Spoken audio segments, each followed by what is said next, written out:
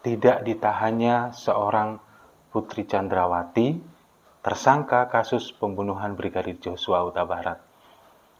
Ya, saya dan beberapa orang mungkin, saya rasa hampir rata-rata sih seperti ini ya, merasakan kok rasanya jauh dari rasa keadilan gitu loh.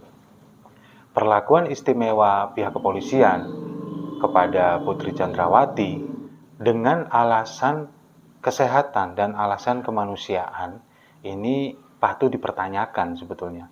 Kenapa? Soalnya kalau alasan kemanusiaan karena dia punya anak balita yang usianya baru 1,5 tahun, melihat kasus-kasus yang lain, ini perlakuannya nggak sama.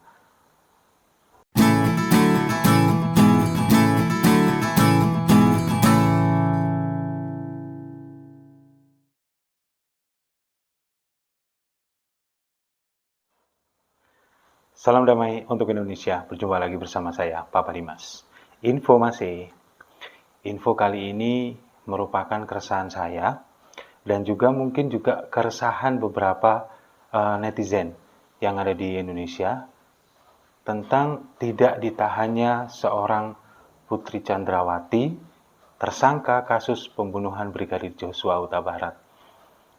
Ya, saya dan beberapa orang mungkin, saya rasa hampir rata-rata sih seperti ini ya, merasakan kok rasanya jauh dari rasa keadilan gitu loh. Perlakuan istimewa pihak kepolisian kepada Putri Chandrawati dengan alasan kesehatan dan alasan kemanusiaan ini patut dipertanyakan sebetulnya. Kenapa? Soalnya kalau alasan kemanusiaan karena dia punya anak balita yang usianya baru 1,5 tahun, melihat kasus-kasus yang lain, ini perlakuannya nggak sama. Coba sebutkan aja, seperti Vanessa Angel, yang waktu itu terjerat kasus kepemilikan narkoba. Dia punya bayi, waktu itu Galaskai berumur 4 bulan, tetap ditahan. Siapa lagi? Angelina Sonda, kasus korupsi Hambalang, yang divonis 10 tahun penjara. Waktu itu Keanu Mak Said masih berumur 2,5 tahun, tetap ditahan. Nah, kenapa Putri Chandrawati yang punya anak usia 1,5 tahun nggak ditahan dengan alasan kemanusiaan dan kesehatan? Dia cuma dijadikan tahanan kota dan wajib lapor 2 minggu sekali kalau nggak salah. Nah, kalau melihat kasus yang sama juga, ini yang terbaru di Aceh, ada seorang perempuan berusia 27 tahun bernama Makfira.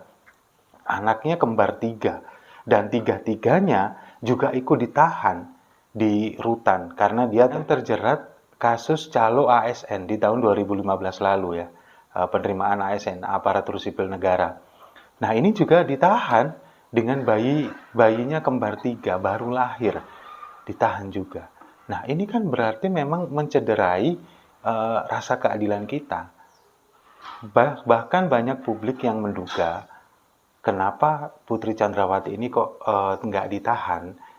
Banyak yang menduga bahwa masih akan ada skenario-skenario lain yang akan mengarahkan kita semua untuk mengalihkan kasus ini bukan kepada pokok permasalahannya. Bahkan sekarang, pihak kepolisian sudah mengatakan bahwa ini nggak ada pelecehan seksual. Tapi ternyata dari pihak Komnas HAM mencuatkan lagi ini.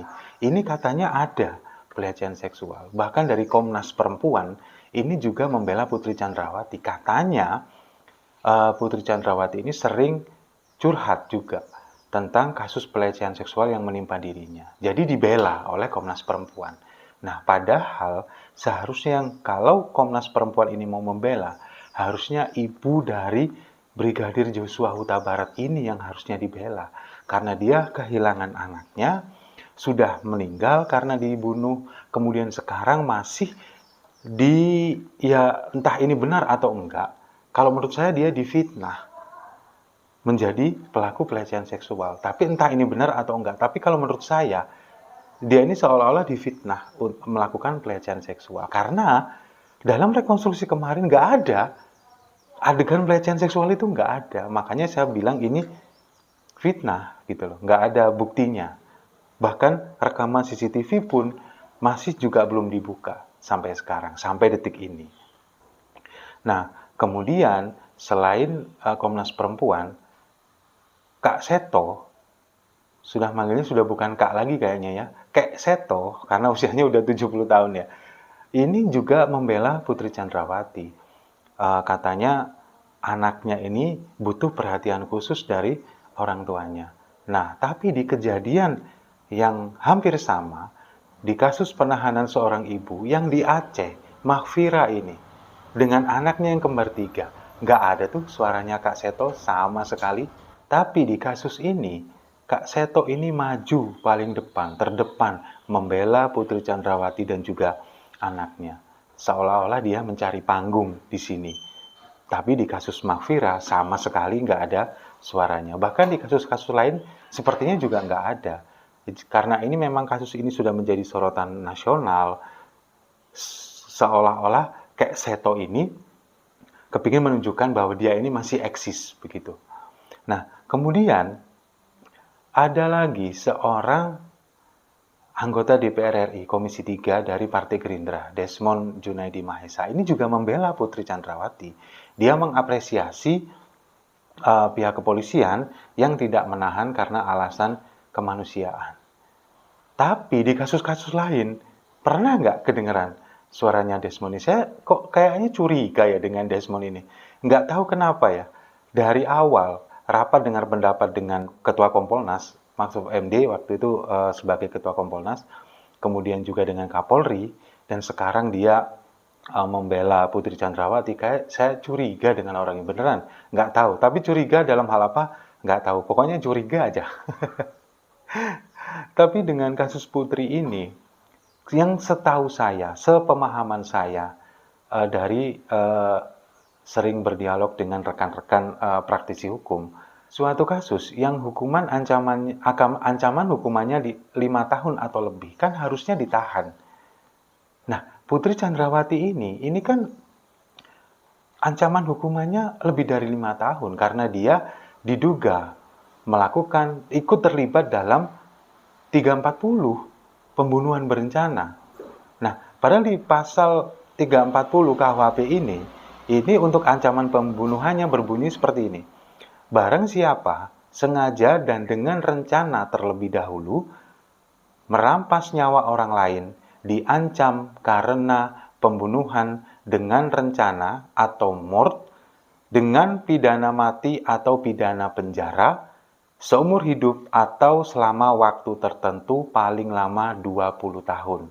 Nah, ini kan sudah memenuhi syarat untuk ditahan.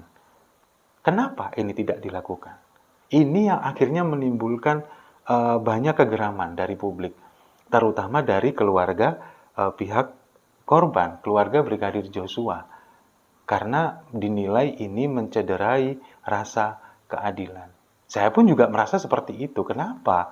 Kok diperlakukan istimewa? Apakah dia ini istri seorang perwira tinggi di kepolisian, istri seorang Kadif Propam, sehingga tidak ditahan? Ya memang, ditahan atau tidak itu keputusan subjektif dari seorang penyidik. Tapi, kalau dengan kasus seperti ini dibandingkan dengan kasus lain yang melibatkan seorang wanita yang memiliki anak di bawah usia 5 tahun, ya ini sangat tidak seimbang begitu loh. Apalagi dia dibela di sana-sini, Komnas Perempuan, kemudian dari Perlindungan Anak, anggota DPR RI. Sementara di kasus-kasus yang lain, mereka ini yang membela, yang seolah ingin cari panggung ini, diam, nggak peduli sama sekali. Nah, apalagi dari Komnas Perempuan ini mengatakan bahwa tidak ditahannya Putri Chandrawati ini sesuatu hal yang wajar karena memang ada tertera di KUHP. Tapi kenapa kok ini tidak diterapkan di kasus-kasus yang lain yang serupa seperti Mahfira ini atau mungkin Vanessa Angel atau juga Angelina Sonda? Kenapa itu nggak diterapkan? Kenapa baru di kasus Putri Chandrawati ini yang diterapkan? Nah, jadi semakin kesini memang kasus ini semakin membuat bingung. Apalagi sekarang kasus pelecehan seksual ini mencuat lagi. Ini yang kemudian bikin publik bingung, bikin publik geram. Sebetulnya Polri ini serius nggak sih mengatasi kasus ini, untuk menyelesaikan kasus ini? Dari awal kan memang Putri Chandrawati ini disinyalir banyak bohongnya. Nah, makanya sampai detik ini juga banyak yang nggak percaya dengan apa yang dia katakan. Apalagi waktu rekonstruksi kemarin memang nggak ada, pelecehan seksual itu nggak ada.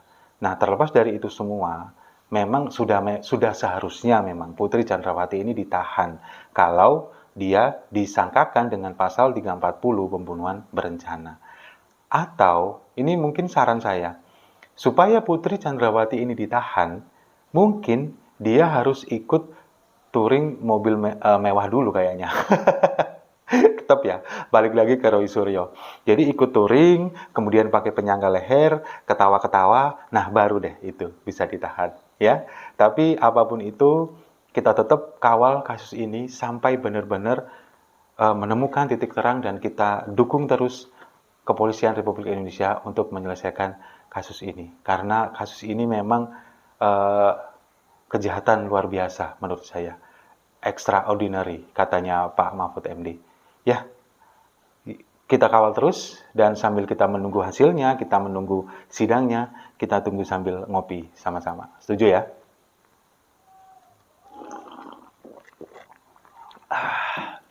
Saya rasa itu. Terima kasih sudah menyimak. Jangan lupa like, komen, dan subscribe. Salam damai untuk Indonesia.